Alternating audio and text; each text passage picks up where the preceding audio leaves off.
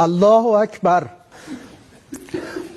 الله اکبر، الله اکبر. من المؤمنین رجال صدقوا ما عاهدوا الله علیه فمنهم من قضى نحبه و منهم من ینتظر و ما بدلوا تبدیلا. انا لله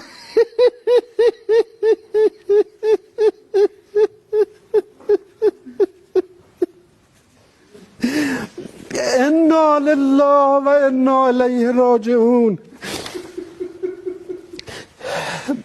بعد از عمری مجاهدت حسینی و دائمی و خستگی ناپذیر، روح بلند و ملکوتی کوه نستوه ولایت، پدر مهربان امت، رهبر و امام مسلمین، حضرت آیت الله العظما سید علی حسینی خامنه ای در راه سربلندی حرم جمهوری اسلامی ایران شهد گوارای شهادت را نوشیدند و به ملکوت اعلی پیوستند. خدای بزرگ، خدای بزرگ و شکست ناپذیر با ملت حماسه ساز و تاریخ ساز ایران است تا عهدی که با امام خود بستند تا سرانجام ظهور پیش برند.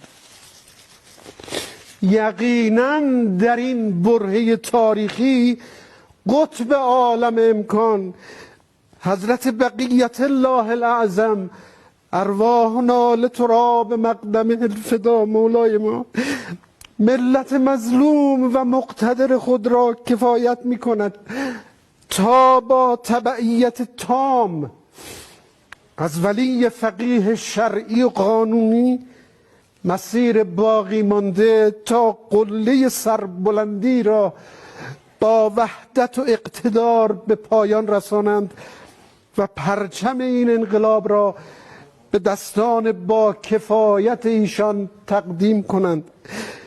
به روح بلند امام راحل و خلف صالحش، قائد اعظم، شهید و عظیم الشأن حضرت آیت الله العظما امام خمینی، حضرت آیت الله العظما امام خامنه ای درود میفرستیم.